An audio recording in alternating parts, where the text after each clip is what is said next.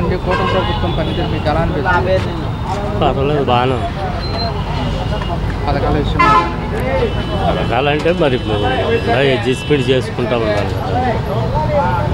Adjustment చేసుకుంటా నిదానంగా చేసుకుంటా వస్తారు. కంగారు పడితే అవ్వదు కదా. ఇప్పుడు సెంట్రల్ నుంచి వచ్చినవి ఇచ్చామంటారు, అవి రావు కదా. వచ్చేటప్పటికి టైం పట్టింది కదా. వచ్చేటప్పుడు వచ్చినప్పుడు చేస్తూ ఉంటారు నిదానంగా. బాగానే ఉంది, బాగా. సీఎం గారు మాట్లాడుతూ రాష్ట్రం బీహార్ కంటే బాగా దిగజారిపోయింది, పథకాలు ఇవ్వడం కొంచెం టైం పడుతుందని చెప్తున్నారు. మీరేమంటారు?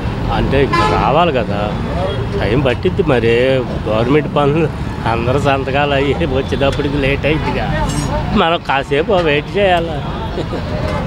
మరి ఇప్పుడు పథకాలు అమలు చేసే గ్యాప్ వస్తుంది కదా, ఈ గ్యాప్లో మరి ప్రజలకి ఏమన్నా వ్యతిరేకత అలాంటిది ఏమన్నా వచ్చే అవకాశం ఉంటుంది? కొంచెం వ్యతిరేకం ఉంటుంది. వాళ్ళు ఎవరికైనా తెలియదే ఉంది. మానవుడు అన్నాక కంగారు ఎక్కువ, కంగారు పడుతూ ఉంటారు. కంగారు పడిన వాళ్ళు, నిదానంగా ఆలోచించిన వాళ్ళు అవి వస్తేలే టైం తీసుకుంటుంది అంటారు.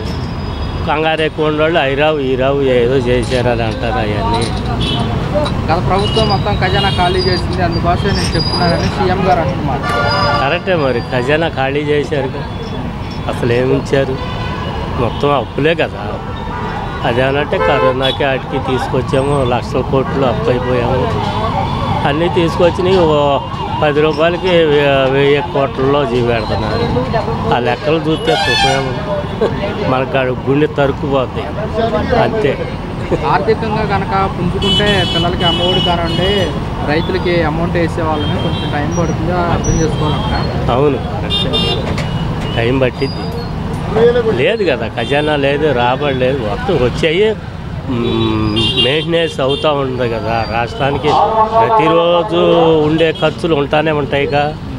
ఆ ఖర్చులు నిమిత్తం వచ్చే రాబడికే సరిపోతూ ఉంటుంది. ఇంకా బ్యాలెన్స్ అమౌంట్ పైనుంచి రావాలి. ఎక్స్ట్రా పనులు చేయాలంటే మరి ఎక్స్ట్రా డబ్బు ఉండాలిగా.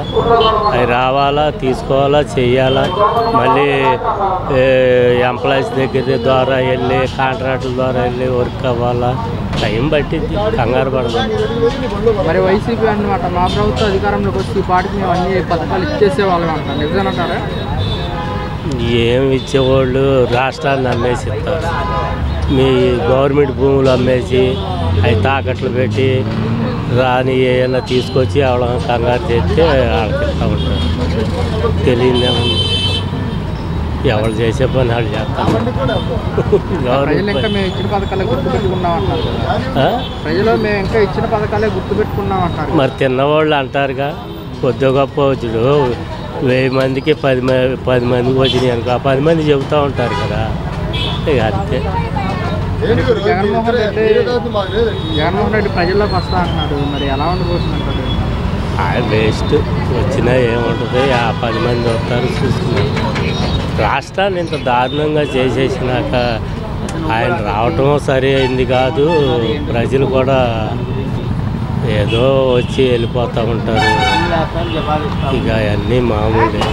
అంత ఘోరంగా చేసిన అంటే కరోనా వల్ల కొంత దెబ్బ అయింది ఆ ప్రభుత్వం. దానికి నిమిత్తం వాళ్ళు కూడా అందరూ సరైన వ్యక్తులు కాదు. మంత్రులు కానీ ఎవరైనా తెలివిగల మంత్రులు లేరు.